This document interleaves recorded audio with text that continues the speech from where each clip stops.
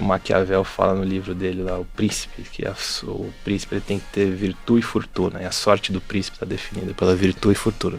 A fortuna é o acaso, e a virtude é você estar preparado para receber o acaso fortuito, né?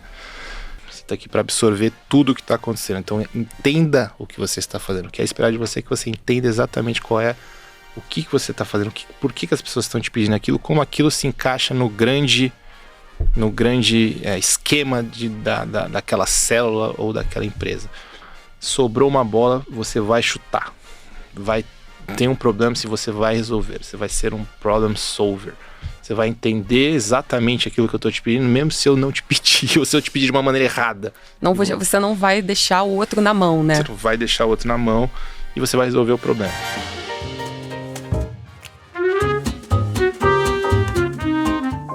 Bom dia, boa tarde, boa noite para quem está nos vendo ou nos escutando.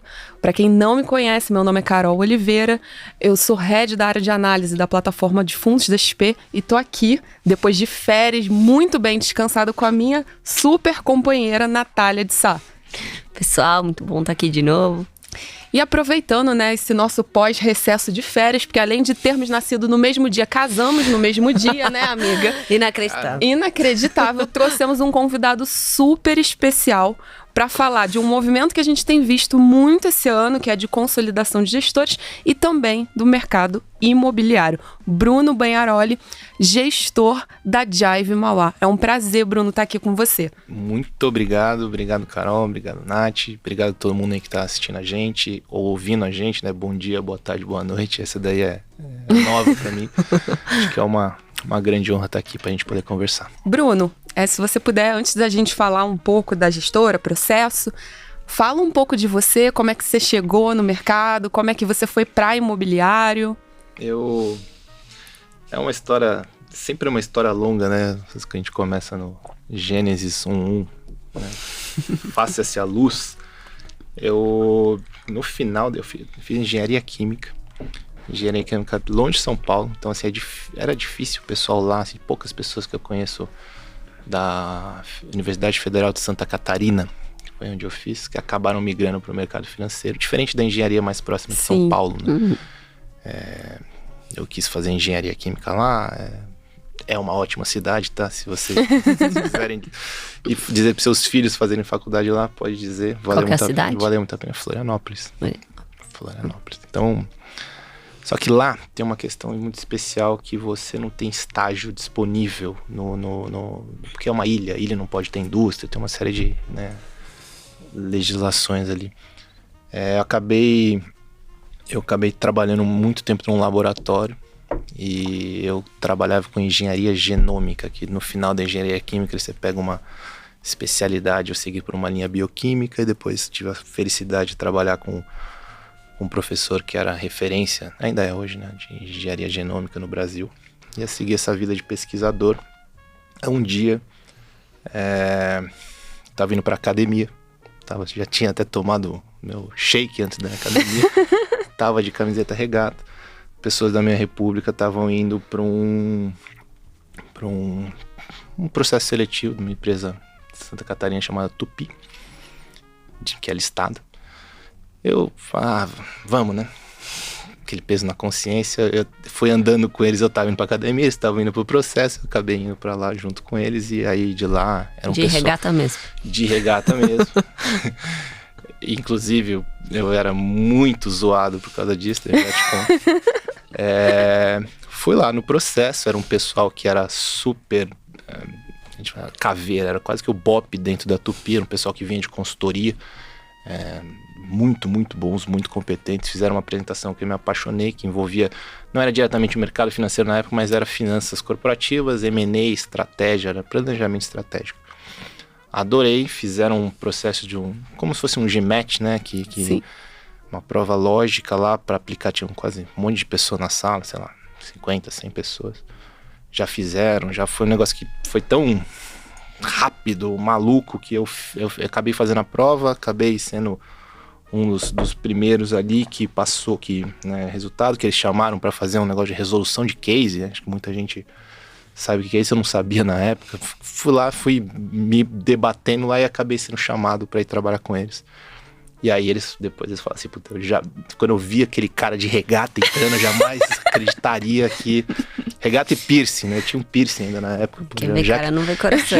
Já que é pra se queimar publicamente, vamos nos queimar publicamente. Um piercing na sobrancelha, regata, trabalhando com cocô de bactéria, realmente. Exatamente. Aí fui trabalhar com eles, era uma célula de planejamento estratégico e M&A, e a empresa estava em franca expansão. A Tupy é realmente uma empresa muito grande, que a gente até conhece pouco. É uma das grandes campeãs nacionais. É uma empresa que é líder global do seu setor hoje. E estava nessa franca expansão na época. Estava comprando concorrentes, comprando uma empresa no México, vendo de comprar concorrentes na Europa. Assim, era um negócio parrudo. E eu caí ali no meio daquele furacão, né? Tive que aprender tudo sobre finanças corporativas do dia para a noite. Acabava sentando na mesma mesa que a diretoria executiva, porque fazia parte do job ali. E adorei. Acabei sendo efetivado, acabei ficando lá por um bom tempo. Em dado momento a empresa foi abrir capital. E aí falaram, bom, pega alguém do planejamento estratégico, né, que era o BOP da empresa, para colocar para abrir o capital da empresa. Pegaram o meu chefe na época, meu chefe me puxou. E fizemos o IPO da empresa praticamente nas costas ali, né, toda a parte deliciosa e toda a parte dolorosa de você fazer um IPO do lado da companhia. E aí eu comecei a ver ainda mais a parte do que era o mercado financeiro de São Paulo. Comecei a transitar junto com os bancos de investimentos, assets, etc. Na época eu estava fazendo o CFA, né, que eu enxergava aquilo como meu passaporte para vir para São Paulo, dado que eu nunca tive pedigree, né? Assim, nasci ali em Mauá, aqui no ABC de São Paulo, não conhecia ninguém, tinha feito faculdade longe. E aí, um dos maiores alocadores ali do IPO da Tupy foi o fundo de ações da Mauá Capital, né? Não a Mauá cidade que eu nasci, que é uma feliz coincidência, né? Eu falo, de Mauá viemos, Mauá retornaremos. E aí, eu tinha muita interação com o pessoal, né? Obviamente. Eles estavam precisando de alguém, né? Eu tava querendo ir, funcionou, vim pra cá, fiz alguns testes, conheci o Luiz Fernando Figueiredo, foi também tudo uma delícia. Vim trabalhar aqui na parte de ações, né? No fundo de ações da Mauá, cuidando da parte do imobiliário. Então, pega esse setor aqui. Na época a gente tinha uma posição grande numa incorporadora, era um momento chato do ciclo, estamos falando aqui de 2013 para 2014, né? Tava começando a azedar bem o setor de home builders, e para você cobrir as empresas listadas em bolsa, assim, a gente sabe que não adianta, você tem que entender muito da contabilidade do setor, que é complexa, né? Especialmente dos home builders, das incorporadoras, mas é uma contabilidade mais complexa. E tem que conhecer todo mundo. A grande verdade é essa. Tem que conhecer as diretorias, as pessoas envolvidas, quem está fazendo o negócio mesmo. Então, esse passou a ser meu trabalho. Comecei a navegar muito por esse mundo. Enquanto isso, o fundo de ações da Mauá estava lá acontecendo. Em dado momento, paralelo a tudo isso, nascia uma célula de imobiliário da Mauá, que no começo eu nem participava. E ela começou fazendo financiamento de obra. Né, financiava a obra para incorporadores. E aí as coisas, né, foram acontecendo, e dado momento fez muito sentido que eu passasse da área de ações para a área imobiliária da Mauá Capital. Então nesse momento a Mauá tinha os seus fundos multimercado, tinha os fundos de ações e tinha essa área imobiliária que fazia primordialmente esses financiamentos de obra. Então eu trazia lá muito dessa capacidade de entender qual que era o crédito do incorporador, né, fazia muito essas contas, conhecia muita gente, então podia trazer negócio. Então comecei muito nessa parte de análise de crédito / originação de negócios ali na Mauá.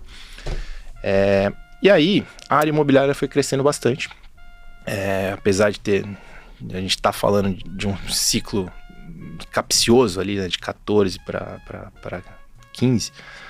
Na verdade, o ciclo de 10 a 15, né, foi quando esse fundo existiu. Quando a gente estava chegando ali em 14 para 15, ele já estava totalmente investido. Estava na hora de buscar novas captações. E a gente desenhou uma tese ali muito... depois se provou muito correta, que dizia, olha, a poupança não será mais suficiente para entregar o funding, entregar o dinheiro necessário para o imobiliário funcionar. Porque aqui no Brasil é muito assim, né? Era muito assim, ainda é, mas era ainda mais. Quem nutre o setor imobiliário, seja financiamento de obra para os incorporadores, seja financiamento da gente que vai lá comprar um apartamento, o dinheiro veio da poupança. Então aquele dinheirinho que você tem na poupança, ou talvez a gente não tenha mais, mas quem tem a... Poupança mesmo. Poupança mesmo, gente. Poupança mesmo, conta poupança. Mas esse dinheiro, ele tem os bancos que captam esse dinheiro têm obrigação legal de direcionar esse dinheiro para algumas coisas, dentre elas saneamento, né? Dentre elas imobiliário. Então o dinheiro ele vem muito da poupança. E a gente sabe que, por mais que a poupança ela é uma certa anomalia, né, da economia brasileira, também por alguns motivos, e tende no tempo a minguar, né? Demora, acho que mais que a gente gostaria, mas tende a minguar.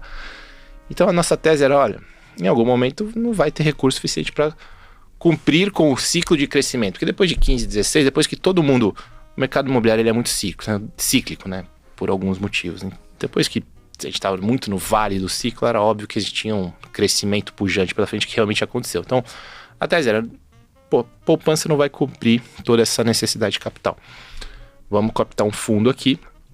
Na época não existia muito fundo de crise, existiam alguns e eram pequenos, basicamente era o Quineia, a gente tinha a Capitânia, do Arthur e o Conca nem estava lá naquela época, mas, né, Otávio, desculpa Conca, mas, mas acho que eu conheci muito bem o Arthur e acho que o Fator Veritas, se não me engano, esses três, e tinha o do BTG, o FEX, eram os únicos fundos que existiam de CRI. Todos eles eram pequenos, assim, coisa de 100 milhões de reais. Talvez. Isso dentro do imobiliário? Dentro de fundos imobiliários, em 2015. A gente falou, vamos captar com investidores estrangeiros, para tentar fazer uma estrutura parecida com o fundo imobiliário de CRI, né, de crédito. O que é essa estrutura parecida? São fundos que têm um prazo maior. Prazo é muito importante no crédito, né?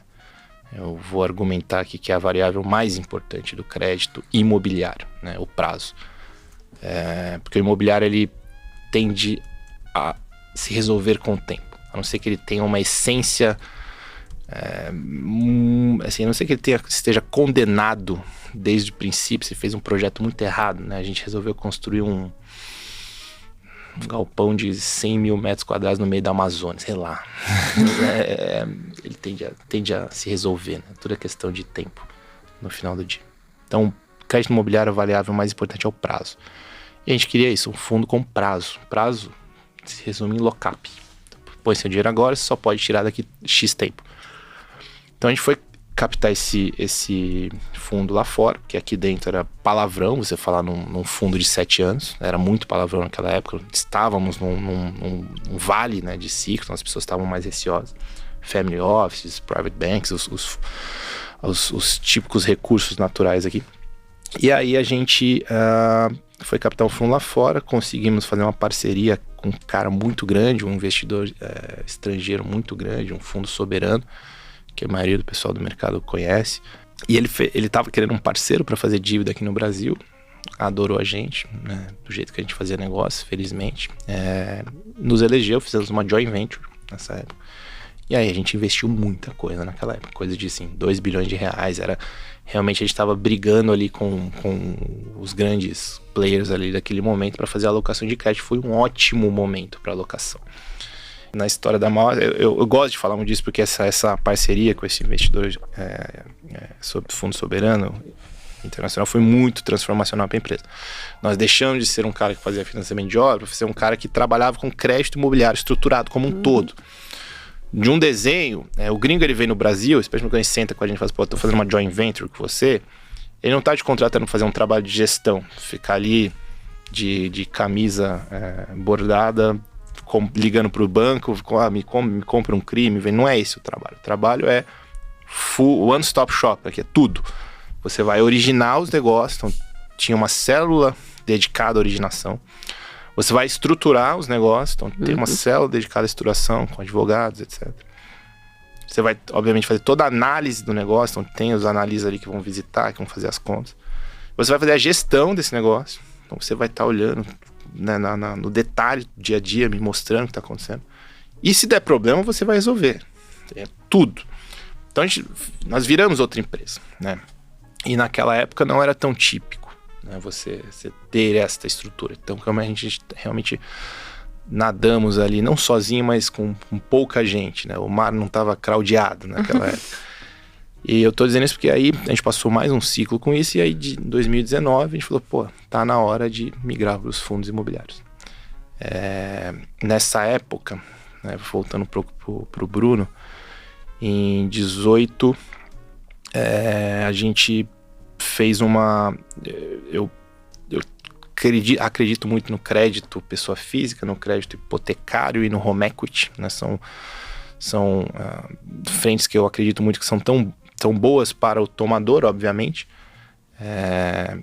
Principalmente o home equity é a fonte de crédito mais barata e mais saudável que a gente consegue ter como pessoa física, especialmente por causa do prazo, de novo, né? Lembre do prazo. Então acho que isso é bom, assim, é importante, até uma função social aqui. Claro que todo mundo quer ganhar dinheiro, mas é uma função social de você melhorar o crédito disponível no Brasil. O brasileiro se alavanca muito e muito caro, né? É muito caro. Esse é mais problemático, é caro do que o muito. Mas voltando, e o crédito hipotecário, né? O financiamento de imóveis, né? E financiamento é quando você compra um bem financiado. O dinheiro vai para comprar aquele bem. Empréstimo é quando você pega um dinheiro usando algum bem como garantia, mas aquele dinheiro você pode usar qualquer dinheiro coisa. Discricionário, né? Exato, não tem carimbo, né? Então, o home equity é um empréstimo, o crédito hipotecário é um financiamento. E ele é muito bom para quem dá o crédito. E quem tem que dar o crédito desse tipo é o mercado de capitais, não o mercado bancário. Tipicamente acontece assim até lá fora, né? Aqui acontece do jeito que acontece pelo bancário por causa da poupança, do Mapa 4, né? Que é todo esse sistema do SFH. Mas o mercado de capitais, ele é um mercado mais longo, por definição. Pô, fundos de CRI não tem prazo. O fundo que a gente tinha lá era de 7 anos, podia virar 9. Então você podia fazer créditos mais longos. E o banco não, o banco tem aquela questão de Basileia, tem a questão é muito difícil para um banco dar um crédito longo. Então é uma maluquice se você for pensar a poupança, a gente pode sacar mês que vem, né? Quase que liquidez de um mês. E imagina você se o dinheiro que você colocou na poupança está financiando uma pessoa que tomou um crédito de 30 anos. É um descasamento muito grande entre ativo e passivo aqui, né? Então isso é um problema estrutural que existe e a gente vai levando. Voltando, como eu acredito muito nisso, na época a gente foi um dos caras ali que começou a ideia de ter uma fintech de home equity, na época, home equity, financiamento imobiliário. Essa fintech chama Ponte, existe até hoje, né? Somos muito orgulhosos e felizes de tê-lo. E ela tá dentro da estrutura da Mauá? Tá dentro da estrutura da Mauá hoje. Então na época eu bati lá, na época eu não era sócio da Mauá, mas eu era sócio bem pequeno, bati no comitê executivo da Mauá e falei, gente, temos aqui uma oportunidade nessa célula de pessoa física, que era uma célula que eu estava tocando, por ABCD motivo, e digo mais, vamos transformar isso aqui numa fintech? Vamos, brincando aqui, vamos pintar de outra cor, chamar de outro nome, colocar um tobogã, e a gente consegue precificar isso aqui, consegue ter um valor de equity maior, né? E era um belíssimo mercado para quem dar crédito, né? Você originar crédito, muitas vezes com 300, 400, 500 basis points, 5% acima do CDI ou da NTNB, é um business muito bom. E o pessoal topou, a Mauá topou fazer um investimento anjo nessa empresa que eu estava querendo criar. E aí por um tempo eu corri ali para criar a Ponte. Comecei a chamar pessoas hiper competentes para trabalhar com a gente. Tive a felicidade da primeira pessoa que eu chamei ser uma pessoa muitíssimo competente, e as outras pessoas que aí ela chamou são muito competentes também. A gente foi criando um exército de gente bacana ali, e essa empresa foi tomando corpo muito rápido. Foi fazendo estrutura, negócio, etc. Isso em 2018, então depois de um ano mais ou menos que eu estava ali como CEO da empresa, eu pude voltar para Mauá, e nesse momento o Luiz Fernando Figueiredo me chamou, eu estava acabando de voltar de São Francisco, que fui fazer uma incursão ali em fintechs, né, aquele negócio bacana. Cheguei, ele falou, pô, vem jantar aqui em casa. Eu falei, ferrou, né? Eu tô demitido ou me dei bem. E aí ele me chamou na casa dele e falou assim, olha, a gente tá pensando em mudar um pouco dos ares aqui da área imobiliária, por alguns motivos, para conseguir atingir um pouco mais aqui essa crescente de mercado. E apesar de você ser novo, né, sou novo para a média das pessoas do imobiliário, que geralmente são pessoas mais experientes, né? A gente quer arriscar e botar você aqui, pô, o pessoal gosta de você, os maiores clientes, principalmente esse cliente estrangeiro, eu era a principal fonte de contato, então eu tinha feito alguns bons negócios, né, recentemente, e tinha tido muita sorte, né, eu falo muito que tenho muita sorte, sou um cara de bastante sorte.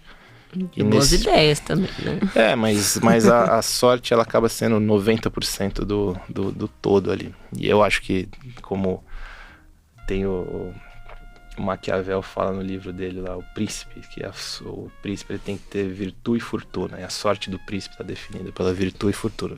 A fortuna é o acaso, e a virtude é você estar preparado para receber o acaso fortuito, né? Então é tudo sorte, mas aí naquele momento ele me chamou para assumir a área, assumi, foi um baita de um fuzuê, mas foi muito legal, foi legal para todo mundo. No final do dia todo mundo subiu, a gente era uma equipe de pessoas novas, a gente novos e muitíssimo competentes lá, assim, tudo muito bom, e amigos no final do dia, e a gente se abraçou, falou, vamos fazer esse negócio funcionar, e a gente fez funcionar, né? E aí a gente entrou no mercado de fundos imobiliários, lançamos o MCCI, que é um fundo hoje um dos maiores da indústria. Começando a atuar bem em todas as pontas, né? Depois eu queria explorar um pouco isso, mas assim, explorar tanto, a gente começou a atuar muito bem, tanto na ponta de crédito mais estruturado, mais cabeludo aqui com esse investidor estrangeiro, quanto o crédito mais, que a gente chama de high grade, né? O crédito mais tranquilo, sem muito rock and roll, pelo MCCI. Então a gente sentava na mesa e eu podia falar basicamente com todo mundo. Ou com a mesma empresa, que às vezes ela tem um negócio mais chato, um negócio mais simples, você falava com todo mundo, isso alavancou a gente de novo. E essa turma, eu sou muito agradecido a todos eles, a gente realmente conseguiu se aparelhar e se estruturar de uma maneira muito inteligente ali. E crescer, fazer produto, quando apareciam os problemas, resolver os problemas, e a gente foi, assim, basicamente de 18, 19, que foi essa época, para 2022, a gente mais do que triplicou o resultado da área, né? E por fim, né, já indo, depois que a gente tomou essa decisão, nós nos tornamos uma empresa muito nichada e, assim, atrativa. Era uma empresa enxuta, com quase 4 bi de patrimônio, em fundos de longuíssimo prazo, né? Ou fundos listados que são perpétuos. Pessoal ali competente, sem nenhum problema de cultura, pelo contrário, cultura ótima, lucrativo, então tava muito bacana. E aí que a gente cai, e o movimento de consolidação, né? E aí, em algum momento, a gente para e pensa, poxa, beleza, dado que agora eu sou a noiva mais bonita aqui do baile, né? Talvez seja interessante a gente unir com alguém que tenha, né, competências similares e capacidades distintas. E aí isso começou a pairar um pouco na nossa cabeça. Em algum momento aqui começaram a existir algumas conversas, fomos procurados por alguns, etc. Mas em algum momento eu conheci o Alexandre que esteve aqui, né, com vocês. E aí eu vou contar um pouco da história aqui, a Lê me perdoe. A gente marquei para conversar com ele. Uma conversa meio despretensiosa, mas na verdade com muitas pretensões, né? A gente falar de algumas coisas que a gente poderia fazer junto, inclusive da ponte, né? Que a Jive tinha já feito algumas incursões no segmento de home equity. Chamei o Ale para uma conversa. O Ale, super ocupado, cancelou algumas vezes, mas em algum momento a conversa aconteceu. E A gente começou a falar e eu dei uma piscada, ele deu uma piscada, ele entende bem as coisas muito rápido, e no final da conversa a gente tava fazendo, pô, muito bacana, né? Parece que tem muito a ver os negócios. E realmente tinha, né? Se você pensar, Jive e Mauá, elas atuam em segmentos que são suficientemente similares, mas eles são ali fronteiriços, né? Copiando as palavras do Gui, que é mais uma mente brilhante da Jive. Tem pouquíssimo overlap de negócio, né? E depois a gente entra um pouco mais no detalhe. Ao mesmo tempo, uma similaridade. Vou traduzir aqui, sobreposição. Sobreposição, perdão. Então, mas as culturas são muito semelhantes, o modo de fazer é muito semelhante. Então, aonde a Mauá para, a Jive começa. Aonde a Jive para, a Mauá começa. Então, a gente faz o crédito barato, que eu brinco. A Jive nem olharia, não chega nem próximo dos retornos que a Jive precisa. Enquanto a Jive faz aquele ativo estressado que você precisa lá trabalhar, que a Mauá não olha, porque a gente não tem capacidade de fazer aquilo. Então as coisas elas são próximas o suficiente, mas distantes o suficiente para ser muito legal.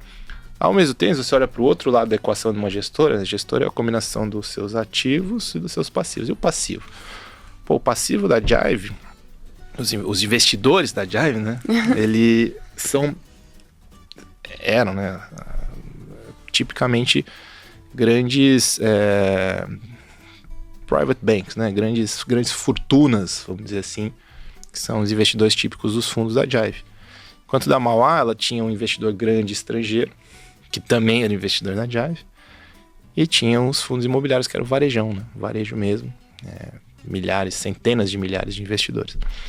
Casava muito bem, tinha um ente em comum aqui, que é a XP, né? Que além de ser sócia da Jive, é a principal empresa aqui, distribuidora de fundos imobiliários, né? É a força motriz do segmento, eu diria.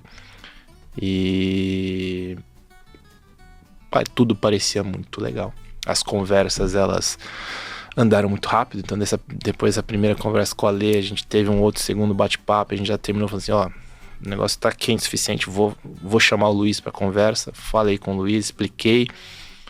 O Luiz no começo quis entender mais, mas ele rapidamente também pegou que ali era uma boa oportunidade, né? Um bom cavalo, sei lá, que estava passando. E as conversas começaram a andar muito rápido. Então a gente fez aí de uma primeira conversa até o fechamento, até a gente passar a morar na mesma casa, né? A gente tá falando aí de, sei lá, 4 meses. É tempo recorde. Namoro relâmpago, né? Ficou, namorou, casou, foi morar junto, assim. E tá dando super certo isso. E acho que até brinquei uma hora, né? Falei que é quase um pre-stress que vocês fizeram ali. Então já alguma sinergia na minha cabeça já veio. Mas se você puder explorar um pouquinho, o que você acha que foram os principais ganha-ganha aí dessa... Então, o ganha-ganha mais óbvio, ele tem a ver com a grandiosidade do projeto Jive Mauá. Eu vou chamar de Jive Mauá, que a gente está ainda definindo exatamente como é que vai ser. Tem pessoas muito competentes olhando para isso dentro da Jive, mas acho que a grandiosidade do projeto é o principal ponto. A Mauá, ela entra como um pilar muito importante dentro da estrutura da Jive. Principalmente por esses motivos de complementariedade que eu comentei, né? Que nós temos passivos, investidores diferentes, nós fazemos investimentos diferentes, portanto nós carregamos competências complementares. É um outro negócio lá dentro. Só que ele não é um outro negócio que aquele pessoal lá que ninguém sabe bem o que faz, estranho, diferentão. Não, é muito parecido, suficiente para ter, né, outras uniões, outras sinergias de negócio. Mas o principal que vem é isso. Jive Mauá é um projeto muito grande. É um projeto que vem realmente para ser, e aí com certeza vocês escutaram o Ale falar isso, para ser aqui a grande empresa de investimentos alternativos do Cone Sul. Para isso você tem que ter N frentes, né? As frentes que a Mauá ataca são algumas delas. Então vem para somar muito nesse projeto. faz parte essencial dele. E, então essa aqui ela é a primeira, é a grandiosidade do projeto, né? E quando você olha isso, quando você traduz em números, aí a Jive passou agora a ser uma empresa de 13 bi, né? Depois da fusão. Se a gente esperamos que em breve seremos uma empresa de 20 bi, se todas as captações em curso elas se materializarem. Em breve a gente realmente é um cara que é muito grande, é de verdade. E atuando, para ser de verdade, não adianta você ter bis e bis e bis, né? Tem muitas empresas aí que tinha 40 bi e 6 meses depois não tinha nada. Você precisa ter muito dinheiro, você precisa ter muita estrutura, você precisa ter dinheiro de longo prazo, você precisa atuar em diversos segmentos para ser algo. A Jive tem tudo isso. Já tinha, tem mais agora, né? Com a Mauá. Outras sinergias. Além das sinergias óbvias, né, que você muitas vezes tem uma união de back-office, união de esforços de distribuição, etc, etc. A gente tem essa capacidade de, primeiro, uma originação de negócios cruzada. Então, a essência do negócio de investimentos alternativos, seja ele da Mauá, seja ele da Jive, é você ter algo que é proprietário seu, aquilo que só você tem. Se eu sou um fundo que está comprando o que todo mundo compra, não faz muito sentido, né? Eu sempre falo que para você gerar alfa no crédito estruturado é muito difícil, né? Como você gera alfa no crédito? Você gera alfa ou operando mercado, né? Ou seja, vou comprar quando a NTNB está baixa, vou vender quando ela está mais baixa ou mais alta. Os fundos mais de juros ativos. Juros ativos, ou você... opera os spreads, né? Spreads, assim, a diferença. Então, muitas vezes você pega uma empresa que tem um risco de crédito alto, você compra um crédito com spread alto, uma diferença muito grande, né? Do quanto você recebe frente prêmio, né? Prêmio. E a empresa melhora e você vende com spread menor e ganha dinheiro. Como é assim que você gera alfa além da... Né? Só que no estruturado você não tem isso, porque não existe liquidez de verdade. Pode até existir, mas é raro. Ou é em grandes ciclos, né, de compra e venda. Então você gera alfa tendo algo que é proprietário seu. Tendo algo que você encontrou no mercado, você originou, que você estruturou, ou seja, deixou ele mais parrudo, menos arriscado. Não teve um monte de intermediário no meio do caminho que tiraram o dinheiro entre o devedor e o credor, ou entre você e quem você está comprando, né, no caso dos negócios de Jive. Então essa capacidade de ter acesso, ter algo diferenciado no mercado, é algo que é super importante para o negócio. A Mauá tem, a Jive tem, e agora elas têm cruzadas. Muitas coisas que apareciam lá, que a Mauá nem olhava, a gente pode falar, bate na porta, né? Quer? E já aconteceu. E o oposto também vai acontecer. E vai acontecer também, dentro da própria gestora, o ciclo fica mais longo. Né?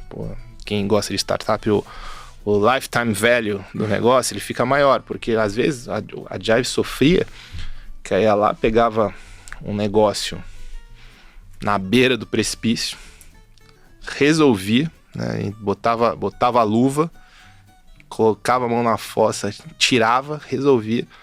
Aí na hora que tava bom, o cara ia pro mercado, porque ele não precisava mais do dinheiro caro, ele queria o dinheiro mais adequado ao risco, né? E aí a Jive ficava sem. E agora estamos lá. Então, o que também já está acontecendo lá dentro, fala assim, legal, tem esse ativo aqui, vamos fazer uma alavancagem agora junto com os fundos da Mauá, fazer uma alavancagem de um ativo que originalmente era no fundo da Jive. Vamos fazer um recorte de riscos aqui, colocar uma tranche sênior, uma subordinada e dividi-la exatamente entre os fundos. Eu não preciso mais acessar. A Jive acessava muito o mercado para fazer a parte baixo risco das operações. E agora tem isso. É como se vocês tivessem pego toda a régua de risco mesmo, e agora inclusive vocês já podem conversar com a empresa para pegar todo o caminho. Até para aquele cara que nem tá podendo conversar com ninguém porque tá indo... Ficar com o bolo inteiro em casa. Tudo em casa. Então isso é muito importante. É muito importante você ter um negócio diferenciado, mas é também muito importante você usufruir o valor dele por todo o processo, né? E Bruno, deixa eu te perguntar, esse processo de fusão, ele trouxe diversas sinergias, mas em termos de equipe, processos, mudou alguma coisa? Conta pra gente como é que tá o dia a dia hoje do time de investimentos. Então, o dia a dia tá uma delícia. A gente foi muito bem recepcionado lá, fizeram um cantinho não, né? Um quartel, basicamente, que tá só ali o imobiliário Jive Mauá, né? Até para ter essa integração maior entre as que é de longe, onde a gente acha mais cruzamento de negócios entre as áreas de imobiliário e também entre a área de crédito, né? Da equipe do Samer, gestor do Boss. Mas em termos de equipe, como a gente tinha uma equipe que era muito enxuta e, vamos dizer, super competente, eu tô dizendo super competente, além de ter muita competência, né? O pessoal é craque, obrigado, gente, aí, por vocês existirem, mas porque o pessoal super competente no sentido de cada um tinha uma vertical muito bem definida. E aí, como a Mauá era uma empresa que funcionava por si só, né? Então todas as estruturas que existem na Jive eram replicadas numa menor escala na Mauá. Então o que acontece? A gente continua funcionando exatamente do jeito que a gente funcionava. As exatas mesmas pessoas, então ninguém ficou pelo caminho, né, na definição como foi feito o negócio aqui, né, com raríssimas exceções que acabaram, não foram na área de gestão. E a gente continuou funcionando do mesmo jeito, justamente para que a transição seja gradual. A própria Mauá, como eu comentei, ela se enquadra mais como um pilar do sonho Jive do que como uma célula. Por quê, né? Porque nesse momento a gente tem os fundos, entre aspas, fundos Mauá, né? Entre aspas, porque agora são todos fundos Jive Mauá, mas os fundos originalmente Mauá, e toda essa estrutura alimenta esses fundos. Esse é o D0, é isso que acontece hoje. O que acontece no tempo? As estruturas Mauá começam também a alimentar os fundos Jive, a estrutura Jive também alimenta os fundos Mauá. Então, claro, a gente começa a ter, acho que isso não é o que tá no curto prazo, mas no tempo as pessoas começam a cruzar competência, isso vai ser natural. E como as pessoas oriundas da Mauá, né, como eles são super competentes, com certeza o pessoal vai alçar caminhos maiores, porque é uma empresa que ficou maior, né? Isso vai se desdobrar de várias maneiras ali, eu tenho certeza que o pessoal sabe se virar muito bem. E aí agora em termos de processo, é claro, a gente entra numa empresa que tem uma estrutura de governança muito parruda, né? Também por ser uma empresa também maior, mais controles, né? Sistemas, e a gente aos poucos vai se enquadrando também em tudo isso. Então tem um processo, eu estava comentando com você aqui, Carol, que para mim o ano foi um ano muito pesado, né? Porque esse negócio, né? Essa negociação com a Jive acabou sendo muito encabeçada, né?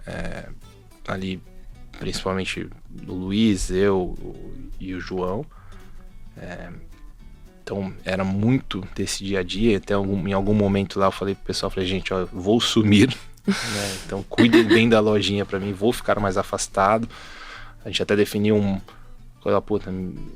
se precisar aqui me relembre, se eu estiver perdendo alguma coisa me fala, o que foi super importante. Se você precisar tomar uma decisão rápida, confio em você. E eu fiquei muito tempo, né, focado aqui na estruturação do negócio, que envolveu várias pontas. É super complexo, no final do dia, como eu falei, foram 4 meses aqui, é um sprint recorde, né, de fazer um M&A deste tamanho, né, de 2 empresas aí de faturamento muito alto. E aí, aí por um tempo ainda foi ainda pior, né, porque eu tava conduzindo o deal, ao mesmo tempo eu tinha que conduzir muito do dia a dia ali da Mauá e acabar também conduzindo a integração com a Jive, né? Óbvio, não tô falando que eu estava fazendo tudo sozinho, mas muitas das coisas acabavam recaindo em mim. A tal coisa aqui da Mauá era o Bruno que estava representando ali o negócio. O Luiz Fernando Figueiredo, ele, acho que eu não comentei, ele assumiu a posição de chairman do conselho da Jive. Então ele deixa de ter uma posição executiva, né? Passa a ter uma posição de conselheiro, que também é um passo importantíssimo para para a constituição da governança Jive, principalmente aquilo que eu comentei. Eu até deveria ter comentado isso quando a gente estava falando das sinergias. Assim, o Luiz, ele é uma entidade por si só, né? É um titã do mercado, uma super referência, etc. E a Jive consegue se alimentar muito disso, né? De ter um cara como ele sentado no conselho, tanto mostrando a visão de businessman para o negócio, mas também para o peso institucional que ele tem. Então, obviamente, ele também sai um pouco do dia a dia, então você vê que as coisas estão ainda um pouco mais nas costas do Bruno. E aí tem toda essa integração aqui que está acontecendo, né? Aqui que eu ia chegar, falando que o ano vem sendo um ano muito, muito pesado. E esse processo de integração, ele agora, acho que a parte mais dolorida dele está acabando, e aí agora ele tem um processo um pouco mais longo que envolve, acho que, 2 culturas se encontrando como um todo. E aí, fazendo o gancho, assim, o ano ele termina pesado também, porque a gente acaba em captação também, né? Enfim, temos que bater meta, temos que botar as coisas para dentro. A gente terminou agora uma oferta de um fundo, estamos começando a oferta de outro fundo, isso fundo Mauá, de novo, entre aspas, né? Fundos listados e etc. E acho que pro ano que vem a perspectiva é continuar crescendo ainda mais. Mas, efetivamente, quantas pessoas estão no time hoje? Hoje a gente tem, do time de front ali são 18 pessoas, né? De front eu tô chamando, quem senta ali faz realmente a gestão dos fundos, a célula de originação, a célula de estruturação, a célula de gestão, o jurídico, o RI. Tem outras pessoas que estão ali no back, que estão até um pouco mais distantes agora fisicamente da gente, mas estão, né, nos apoiando muito. Acho que é natural que essas pessoas que vieram da mão, por mais que elas estejam sentadas numa posição de controladoria, de back, elas acabam servindo mais a gente nesse primeiro momento. Então, tudo continua muito parecido, né? Principalmente aqui com a questão de qual é a cabeça de como a gente trata com esses fundos. Então, os fundos lá continuam tendo a mesma filosofia de gestão que eles tinham antes, né? São os mesmos processos, etc. O que aconteceu é que a gente agora está agregando mais governança. Estamos agregando novas boas cabeças que vão participar do comitê de investimentos, que vão argumentar e melhorar ainda mais os deals, né, as operações que a gente faz. Na prática é isso, tá? Esse é nosso grupo lá dentro.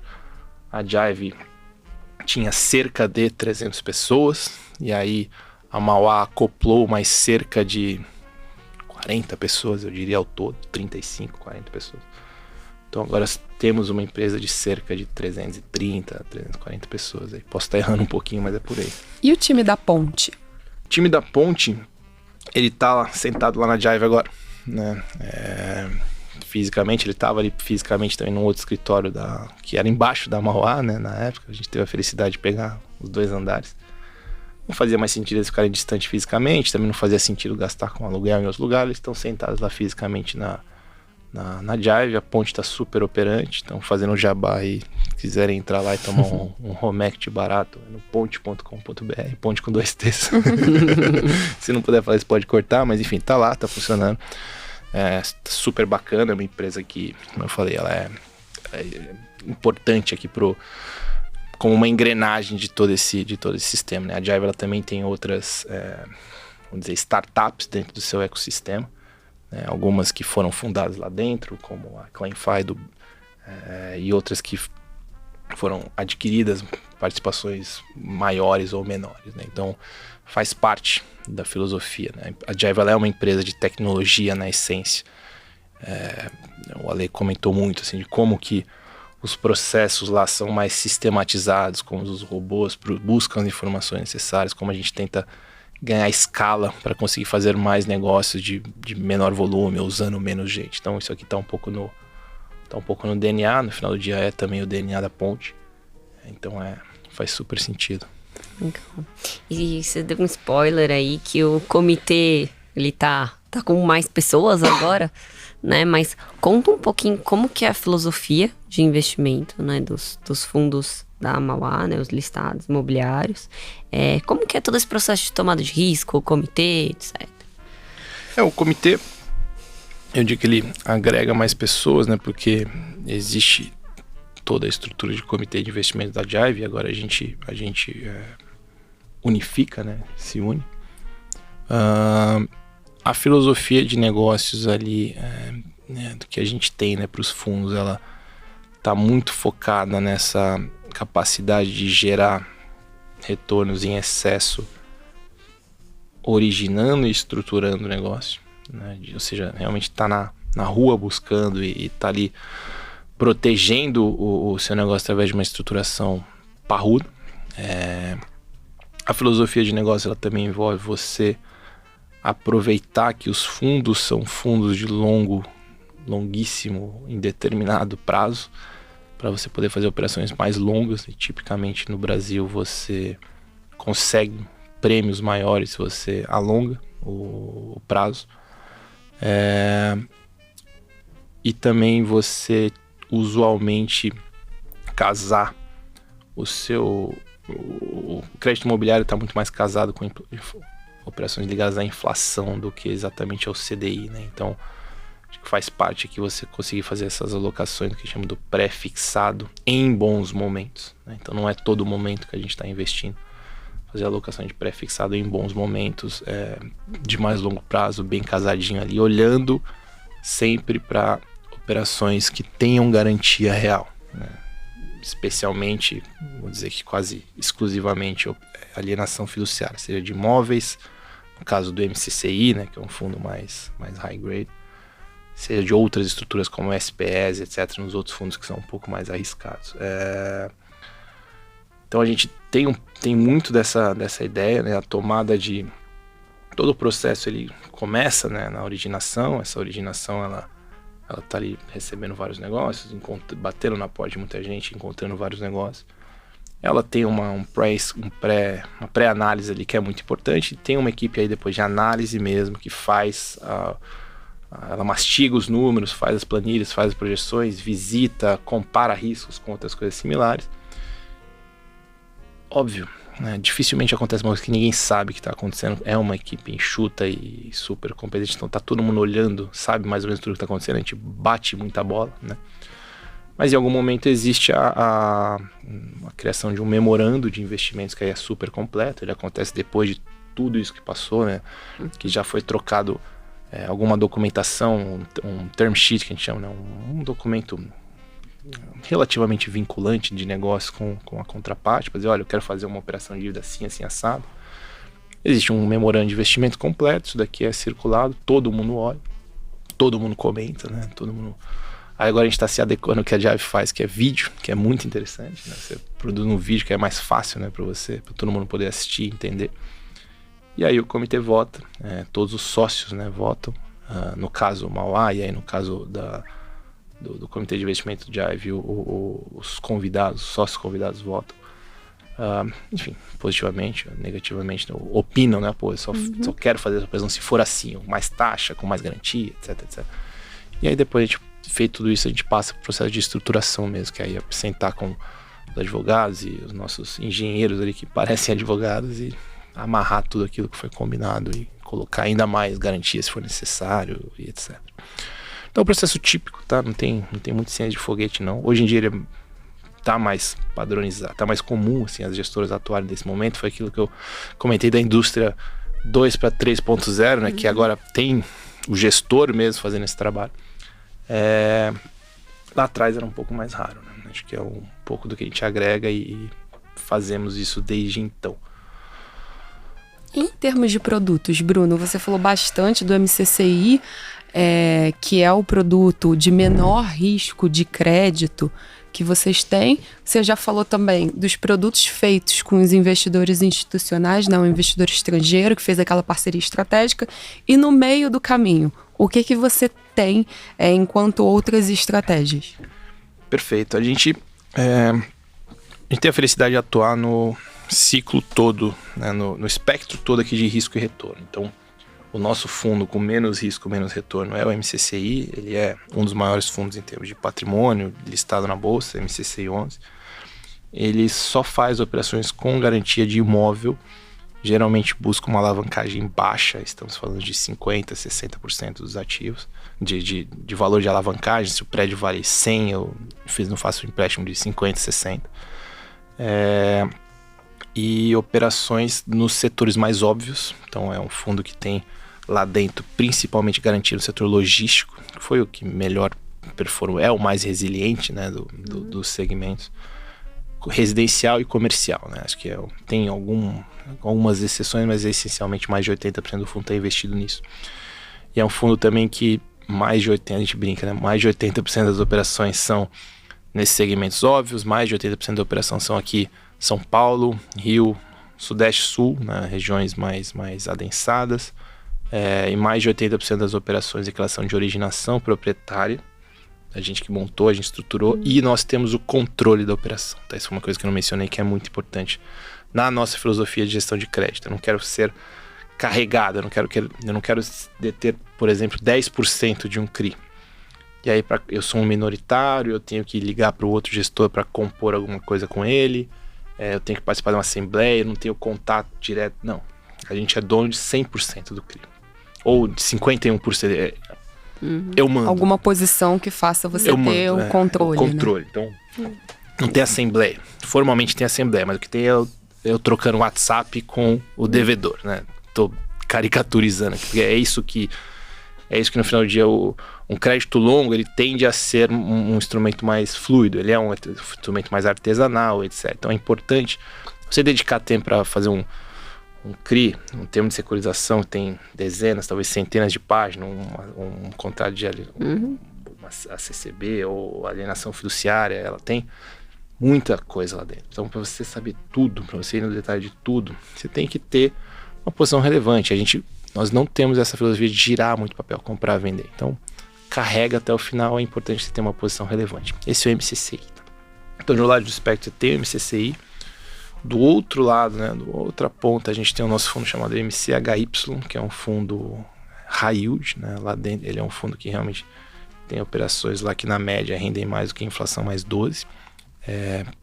Ele é um fundo que a nossa leitura, ele nunca foi um fundo de varejo, né, assim, teve muitos fundos de high yield no varejo que fizeram um baita sucesso uma época, depois caíram um monte, deixaram muita gente para trás. A gente nunca quis esse comportamento. É um fundo que hoje está na mão basicamente de investidores institucionais, e próximo desse high yield tem o fundo desse grande investidor estrangeiro que faz operações muito parecidas, tá? E aí depois eu queria voltar nele. E o que é o objetivo de retorno? O MCCI hoje ele investe na casa de inflação mais 7, tá? O inflação mais 7 é uma média, e eu brinco que o MCCI vai ser um cara de inflação mais 7 para sempre, que é um pouco da ancoragem desse negócio. Então às vezes quando a NTNB estiver no 4, a gente vai estar fazendo próximo do 5, 6. Quando a NTNB, como agora, estiver no 6 e pouco, estaremos fazendo operações no 8 e 9. Na média, no longo prazo, o MCC é aquele fundo que a gente gosta de falar, ele não tem susto. Ele tem uma estabilidade de distribuição de dividendos. Ele uma expressão que eu escutei e gostei muito. A pessoa pode entrar em coma, eu não quero que ninguém entre em coma, tá? Mas assim, daqui 4 anos acordar, o fundo vai estar muito parecido, vai ter as operações similares que tinham há 4 anos atrás, porque são operações longas que a gente não vai vender, e vai ter novas operações que são do mesmo estirpe ali de risco, mais ou menos buscando esse inflação mais 7 no longo prazo. Ou se você comparar com uma NTNB, você está falando sempre entregar 1 ou 2% acima da NTNB, isento. E longa quantos anos em média? As operações tipicamente têm um prazo de uns 10 anos, o que significa que a duration delas é mais ou menos 5 anos. E essa parte da duration é importante nesse momento pelo seguinte, desculpa entrar mais no técnico, mas duration no final do dia ela é uma medida de quanto o patrimônio do fundo varia para cada percentual de variação na taxa de juros. Então o que eu quero dizer com isso? Se a taxa de juros sobe 1%, um fundo que tem duration de 5, cai 5% o patrimônio dele. Então, hoje a gente está no momento que a NTNB está muito alta. O que significa que fundos de duration mais longa estão no seu pior momento em termos de valor patrimonial, cota patrimonial. Então, se a gente vê uma normalização dessa NTNB, que todos esperamos ver, esses fundos deveriam ganhar valor patrimonial, né? Isso é muito importante hoje, que a gente olha muito quando a gente está fazendo as novas alocações. E aí na outra ponta a gente tem esses fundos mais high yield, que aí o target de retorno é acima de inflação mais 12, 13, 14%, né? O que se traduz aí num rendimento muito maior. No meio do caminho, a gente tem hoje um produto que é chamado MCHF, nosso maior capital hedge fund. Ele faz operações de crédito neste meio do caminho também, então não é nem inflação mais 7, nem inflação mais 12, é algo próximo de inflação mais 9 a 10, ou CDI mais 3 a 4, tá? Mas metade mais ou menos da carteira é nisso. A outra metade da carteira são operações mais oportunísticas, que a gente chama, né? Operações estruturadas e operações oportunísticas, por isso que ele chama de hedge fund. Então ele pode fazer um pouco de tudo. Lá dentro ele tem operações que são investimentos diretos no imobiliário. Já não estamos mais falando de crédito. Então a gente fez um desenvolvimento de alguns supermercados, estamos fazendo um belíssimo portfólio para vender, uma vez que ele estiver mais maduro, fazendo um desenvolvimento de um galpão logístico, fazendo investimentos em terrenos, permutando terrenos residenciais. Tem alguma série de... comprando estoque de incorporador para revender depois, melhor ainda. Então, são operações do imobiliário mesmo. Essa daqui é até muito mais parecida com o que a Jive faz, tá? Talvez eu diria que esse é o local mais parecido das coisas que a gente faz. Que a gente vai poder dividir muito cheque aí no tempo. E ele é um fundo imobiliário listado que, né, é acessível para a pessoa física, que faz esse tipo de operação que os fundos da Jive, que geralmente não eram acessíveis, né, tanto a pessoa física, pode fazer. Então a gente brinca muito que é o fundo que eu tento levar aquele investimento que tem cara de institucional, mas para o varejo. E essas operações de investimento mais equity, né, são operações que tendem a render assim, tipicamente acima de 20%. Tá? Então, no longo prazo, esse é um fundo também de rentabilidade um pouco mais alta, obviamente também correndo os riscos de equity e crédito. E por que vocês decidiram que vocês são uma casa tipicamente, notadamente conhecida pelas operações de crédito, e como é que foi essa virada de chave para também fazer outras coisas como os investimentos imobiliários diretos no hedge fund? Então, acho que você vai ganhando corpo, né? No final do dia, apesar de ser crédito, a gente nunca olhou tanto o balanço patrimonial, o demonstrativo de resultados de uma incorporadora, que geralmente não significa nada. Mas a gente olhava sempre o imóvel por trás, que a garantia, esse é o nosso... E é isso que a gente olhava, né? Então você aprende como faz, você aprende como é que vive, você aprende a precificar, você aprende bastante coisa. E também é que a gente foi fazer, eu brinco, a gente foi, vamos em baby steps. Então, eu quero fazer um desenvolvimento lá onde eu não sei onde é, especulativo, para ter que... Não, vamos fazer um build to suit. Build to suit você faz um desenvolvimento, mas já tem um locatário para aquilo. Você já fez um contrato de aluguel, que é o chamado atípico, ou seja, o locatário ele não pode rescindir aquele contrato a qualquer momento. Ele não pode, tem uma grande multa, etc. Então, é uma mistura de investimento direto com crédito também, porque já você tem aquele locatário que no final do dia é como se ele tivesse te fazendo uma dívida. Então, vamos aos poucos, né? Então a gente foi aos poucos ali aumentando as fronteiras onde a gente trabalha.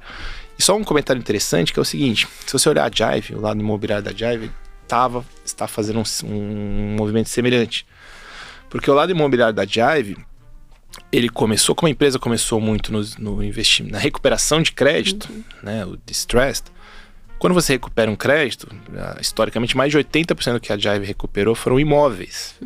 Então o que a Jive tinha? Uma estrutura imobiliária que era focada na regularização e venda dos imóveis que eles tinham recuperado. Isso era o real estate.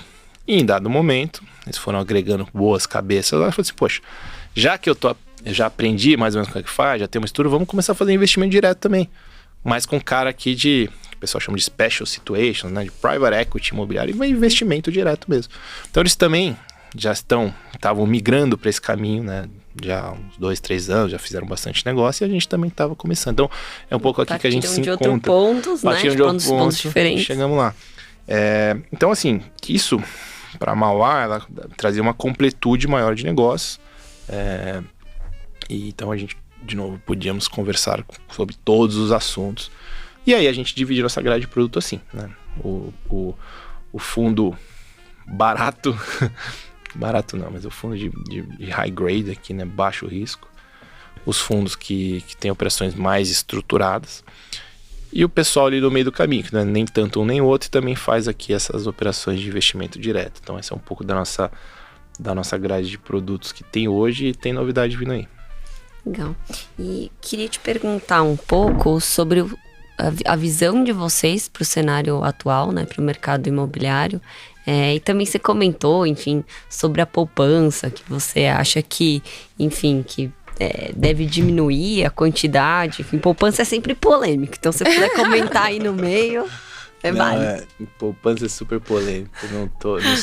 Não sou eu, não serei eu o capitão do apocalipse da poupança, que nunca vem, né? Mas o que a gente viu, assim, acho que o que está acontecendo hoje, na nossa leitura, é similar, por razões diferentes, mas similar ao que aconteceu em 15 e 16.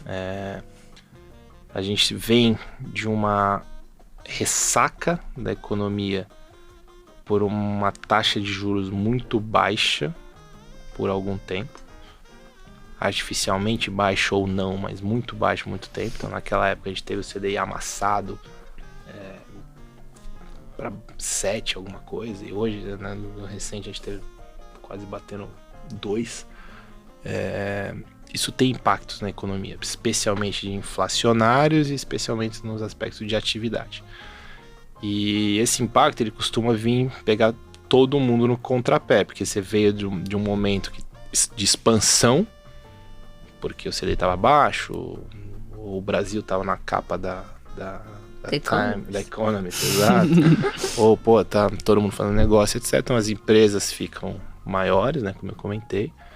Aí vem inflação, aí vem uma guinada na economia, aquela superatividade contrai, aí aumenta desemprego, ou diminui renda, ou diminui confiança de consumo, inflação, né? E aí o CDI sobe. E aí, do dia para a noite, todo mundo foi pego. E em indústrias que têm ciclos tipicamente mais longos, que não pode pivotar, né, de um dia para o outro, você tá com um prédio no meio do caminho, você não tem o que fazer, você tem que terminar.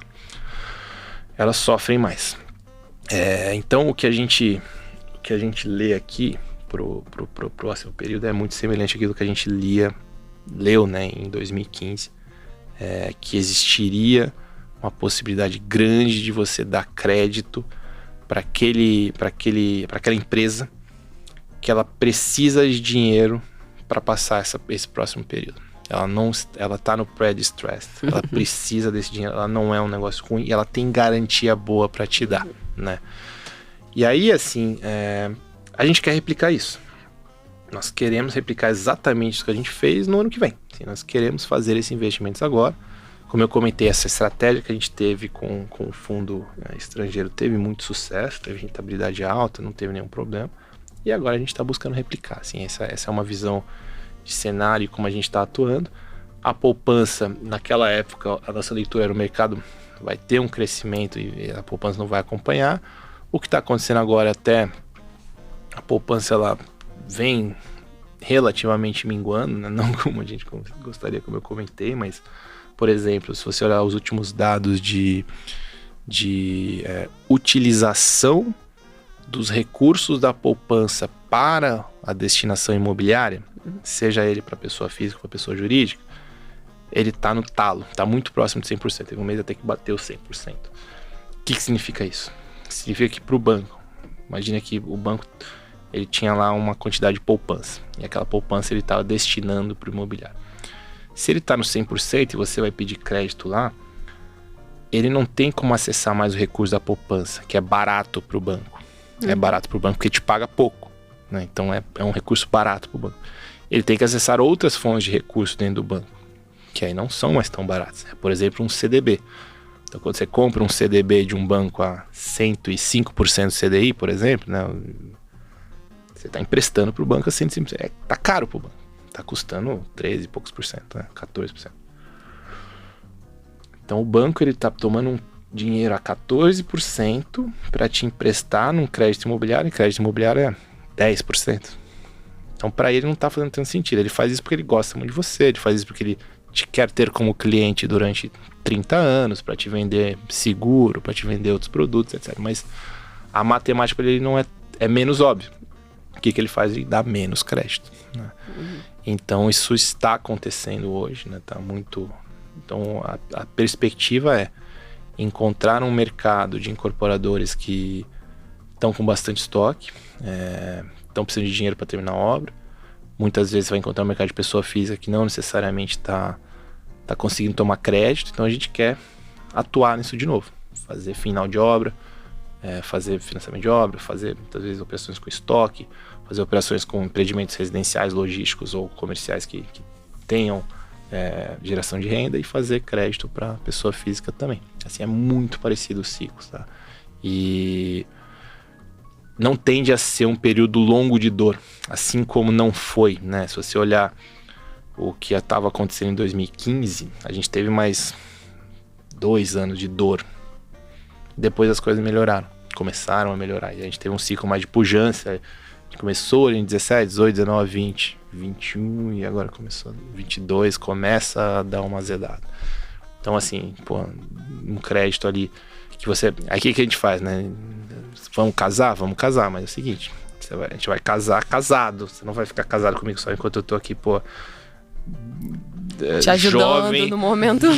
Jovem e com cabelo, e quando eu tiver careca e gordinho, você vai ter que estar comigo também. Então assim, vamos assinar esse negócio? Porque aí a brincadeira aqui é o seguinte, assim, a dívida é de longo prazo. E não, assim, vamos colocar mecanismos para que você também não possa simplesmente me pré-pagar, me largar a hora que eu fiquei careca, né, lá pra frente. Então, 2 anos aqui de mais incertezas, que você dá um dinheiro para uma empresa que é importante, para ele sair na outra ponta. Depois você colhe um período mais de bonança. Fizemos muito isso, deu muito certo. Muito bacana. Acho que agora a gente já pode passar pro nosso momento Marília Gabriela, gente. Tô nervoso. Bruno, eu acho que você, poxa, fundou uma startup dentro de uma gestora, trabalhou em gestora, passou por um movimento de consolidação, saiu de engenharia genômica e foi para o mercado financeiro. Trabalhou com bactérias. Você tem um monte de aprendizados. Se hoje chegasse um estagiário para trabalhar na Jive Mauá, o que seria a lição mais valiosa que você daria para esse estagiário? Olha, o que eu sempre falo para todos eles é: você não está aqui para produzir. Você não é esperado que o estagiário vá produzir milagres. Algumas raras exceções eles produzem. Você está aqui para ficar com o ouvido muito bem aberto. Você está aqui para absorver tudo o que está acontecendo. Então entenda o que você está fazendo. O que é esperado de você é que você entenda exatamente qual é o que você está fazendo, por que as pessoas estão te pedindo aquilo, como aquilo se encaixa no grande esquema daquela célula ou daquela empresa. Por quê? Porque o que você está trazendo de aprendizado para você mesmo, ele é justamente como as coisas funcionam numa gestora, como as coisas funcionam no banco de investimento, como as coisas... É isso que você tem que absorver. E você ficar com o ouvido bem aberto e ajudar as pessoas que estão na sua volta, você vai trazer um belíssimo network para você. Então, lá na frente, todo mundo vai lembrar, assim, eu escuto, sério, toda semana, aquele fulano foi meu estagiário. Pessoas brilhantes. Hoje o cara, hoje a pessoa é CEO de uma área, fulano, ele foi meu estagiário. Com certeza ele foi um bom estagiário, porque você é um CEO hoje, né? O cara é bom. Uhum. Então aquela pessoa gerou um network super positivo. Então aprenda. Você está aqui para aprender, absorver, entender qual é a sua função. Se você estiver fazendo isso bem, as pessoas vão te jogar boas demandas, elas vão gostar de você. E você vai criar esse network perpétuo. Funcionou muito bem pra mim. Legal. Bom, você citou Maquiavel aqui, você subiu a régua. Que livro você está lendo agora? E se você indicaria ou não, tudo bem também não indicar. Eu não vou falar o que eu li agora, mas eu vou falar o que eu li, que eu mais gostei nos últimos tempos, que é o da cultura da Netflix. Eu gosto muito do conceito que o Reed coloca, né? Que é um conceito de liderança por contexto, né? Não é uma liderança necessariamente por método, não é uma liderança necessariamente por princípios. Ela é uma liderança por contexto, o que significa que as pessoas elas têm graus de liberdade maior, pelo menos é como eu leio, né? O que ele diz.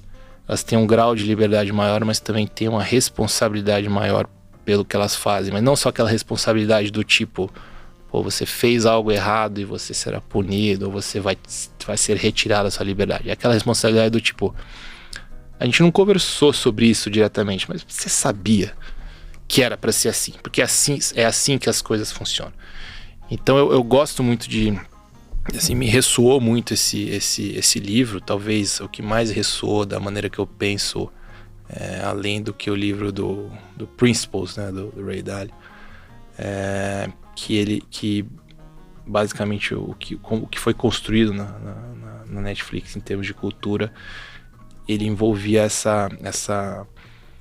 alinhamento, muitas vezes não falado, né, um alinhamento mesmo, porque você entende como as coisas deveriam acontecer aqui. E acho que deu muito certo, né? Obviamente não tinha lido esse livro, mas de alguma maneira é o que eu gosto de aplicar, que é um pouco da anarquia controlada, né? Que todo mundo se envolve um pouco com o que todo mundo está fazendo, todo mundo tem o grau de autoridade suficiente para apontar ou mexer no que o outro está fazendo, mas ao mesmo tempo não tem o grau de liberdade suficiente para mudar o que o outro está fazendo. Depende do contexto, depende se está todo mundo remando e olhando pro mesmo lugar. Isso tende a funcionar muito bem. Assim, eu acho que gera mais output, né? Gera mais negócio, mais lucratividade como um todo, né? Se você opera dessa maneira. Então, no final, não só o estagiário, mas a empresa inteira tem que estar com o ouvido ali, bem apurado, tem que estar prestando atenção no que está acontecendo. A gente gosta, assim, e-mails ali, basicamente todo mundo olha, todos os e-mails, e o que eu falo muito é que as pessoas que eu gosto de ter à minha volta são pessoas que têm duas qualidades, que é confiança e confiabilidade. Confiança no aspecto de confio. Sim. Né? Assim, confio em você não vai você não vai falhar comigo, você não vai me trair, você vai ser leal, né? Você vai, tipo, eu não, tudo que eu falar, você pode não concordar, mas você vai escutar, você vai entender, você vai assumir que eu estou partindo de um bom princípio para este nosso acordo social e econômico, que é o nosso negócio, a nossa empresa. E a outra que é a confiabilidade, que é tipo, sobrou uma bola, você vai chutar. Tem um problema, se você vai resolver, você vai ser um problem solver. Você vai entender exatamente aquilo que eu estou te pedindo, mesmo se eu não te pedir, ou se eu te pedir de uma maneira errada. Você não vai deixar o outro na mão, né? Você não vai deixar o outro na mão e você vai resolver o problema. Então, eu pessoalmente, né, eu tive uma carreira que ela foi muito técnica por muito tempo. Eu acredito que eu criei uma base técnica interessante, mas em dado momento eu fui alçado para algo que estava além do meu salário, né? Vamos dizer assim. Então eu tive que, de um dia para a noite, pular. Então eu não tive um pouco do meio de uma carreira, que é quando você tem o híbrido ali entre o técnico. Eu tive que pular muito rápido pro não técnico. Que obviamente para mim foi difícil, né? Eu adorava mexer no Excel e brinco com meus analistas ali até hoje. Ninguém mexe melhor no Excel que eu, apesar de eu saber que isso não é mais verdade hoje. Mas o que eu tô dizendo eu tive que pular muito rápido para esse ponto, que significa que eu tive que aprender a entregar as coisas para as pessoas e ter essa coisa, beleza, você é muito mais competente tecnicamente nisso que você faz que eu, então eu preciso que você faça. E eu não posso meter tanto o bedelho no que você tá falando, para você estar mais bem informado do que eu nesse momento, e mais bem equipado para tomar essa decisão. Então, para mim foi muito importante me cercar de pessoas que são resolvedores de problema. E se eu tivesse que falar o que eu mais acertei montando a estrutura que deu certo lá na Mauá, foi isso, né? De ter resolvedores de problema em todas as pontas importantes ali, que confiavam em mim, que eu confiava neles. Eu sabia que ninguém ia deixar para trás ou vai cutucar um amiguinho, né? Assim, não pode brigar, não pode beliscar, não pode se morder. E ao mesmo tempo eles confiavam em mim, assim, isso eu fiquei até muito feliz. Por exemplo, quando a gente fez o negócio com a Jive, eu escutei de muita gente, coisa tipo, se você tá fazendo é porque é bom, vambora. Ou todo mundo, né, me perguntou de uma maneira ou de outra, mas perguntou, escuta, você vai aposentar agora? Essa ideia você tá fazendo, né, você vai... Porque se for, eu vou querer aposentar também, né, de algum jeito, ou vou querer ir para outro lugar. Então isso para mim foi muito gratificante, né? Então o que eu mais gostei foi ter esses resolvedores de problemas super competentes do meu lado, confiavam em mim que eu confiava neles. E isso deu muito certo. Pra gente encerrar aqui, pergunta difícil, mas se a política de investimento da Jive Mauá deixasse você investir em outros gestores, quais seriam? Você quer... Eu tenho que falar de algum segmento específico? Não. Você quer me ajudar? Não, você não quer Papel em branco, papel em branco. Você não quer me ajudar, né? Não, você pode falar mais de um. Eu te ajudei. Tá bom. Não, olha, primeiro eu vou dizer o seguinte. Eu honestamente acredito no produto fundo imobiliário de CRI. Tá? Não é só pelo interesse, né? Porque eu trabalho com isso, etc. Eu na física desproporcionalmente invisto nisso. Assim, eu não invisto em multimercado, fundo de ações, eu não quero, enfim, não que esses caras não façam um bom trabalho, não é como eu penso. Eu invisto desproporcionalmente nos fundos de CRI, obviamente desproporcionalmente também nos fundos da Mauá, mas eu acho que é uma categoria muito vencedora. Porque eu já vou chegar na pergunta, não tô fugindo não. Porque você consegue, né, com esses fundos que são de longuíssimo prazo, fazer bons créditos, fazer longos, encontrar coisas que que a pessoa física não vai encontrar no mercado. E se você tiver um bom gestor ali cuidando do seu negócio para você, até resolvendo as coisas que deram problema, o risco é muito baixo frente ao retorno que você recebe. E, especialmente, é um retorno isento. E esse retorno isento ele é muito importante, a gente às vezes esquece, que é um retorno tipicamente atrelado à inflação. E pagar imposto sobre inflação é a receita para a derrota. Então a gente viu isso muito na época que a NTNB estava 3 e a inflação foi 4 e pouco, você estava pagando imposto sobre 7 e pouco.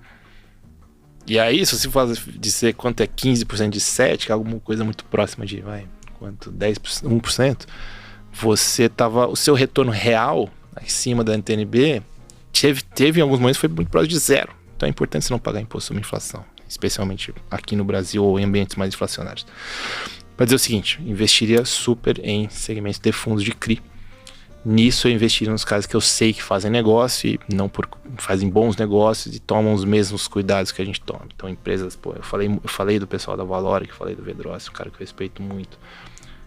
Falei do pessoal da RBR, os Guilhermes da RBR, o Antunes, assim, pessoal que investe muito bem. Acho que muito do pessoal da Capitânia também faz um belo trabalho em também diversos tipos de negócio, né? Não só exatamente aqueles CRIs mais óbvios. Quineia, né? Tem escala, tem acesso a tem um gestor brilhante e gestores brilhantes, na verdade. Acho que teria vários nomes para falar, mas acho que esses aqui são muito bons. Iridium do Serenato faz um belíssimo trabalho também. Muito bacana. Gente, eu acho que, foi uma aula aqui de mercado imobiliário, de ciclos econômicos e mercado imobiliário. O mais importante, Bruno, a gente queria agradecer. Quem quiser, gente, a gente está disponível no YouTube. Meu Instagram é @rso_carolina. Natalia.d.sa. E Bruno, quem quiser saber mais sobre o trabalho, os fundos e acompanhar também as notícias dos fundos, como é que faz para procurar vocês? Acha no site, Instagram? Como é que acessam hoje vocês? Os dois Instagrams são bem ativos, né? O @Mauá Capital e o @Jive Investments, tá? Em inglês, Jive Investments. Os sites existem, são bons, são mais estáticos, que o Instagram ele é mais dinâmico. E existem os e-mails de contato, né? Que geralmente são muito acompanhados pelas equipes de relações com investidores. Então essa é a comunicação mais institucional. E aí, assim, realmente deem uma olhada, assim, acho que o trabalho de ambas as empresas, especialmente o que é feito no Instagram da Agile, é um trabalho que mostra todas as facetas da empresa. Assim, é uma empresa muito preocupada com os aspectos, por exemplo, de igualdade, é uma empresa muito preocupada com os aspectos de ESG, é uma empresa que é muito preocupada em ser uma empresa do tamanho do seu sonho, em todos os aspectos, tá? Não só no aspecto gestão de investimentos. Acho que por último, e falando de fundos imobiliários, o mais importante são os relatórios mensais. Sempre vamos escutar falando isso, é ali que a gente se comunica de verdade. Então, ele não é um negócio padrão, que são sempre os gráficos ali, a gente gosta de passar uma mensagem, escrever o que a gente acha que está acontecendo, mostrar como é que está a carteira de crise, o que a gente está pensando em fazer, etc. Então, é isso daqui, acompanha a gente também nas redes, quando a gente vai fazendo live, acho que é importante escutar. E é isso. Show. Então tá bom. Então, material não falta, gente. Para fundo imobiliário, fundos listados de maneira geral, a gente sempre sugere que se acompanhem, né? Para você ver carteira, para vocês verem o que os gestores estão falando e até entender o que é distribuição mensal de dividendos. Então, é super importante. Bruno, foi um prazer ter você com a gente aqui hoje e esse foi mais um Outliers.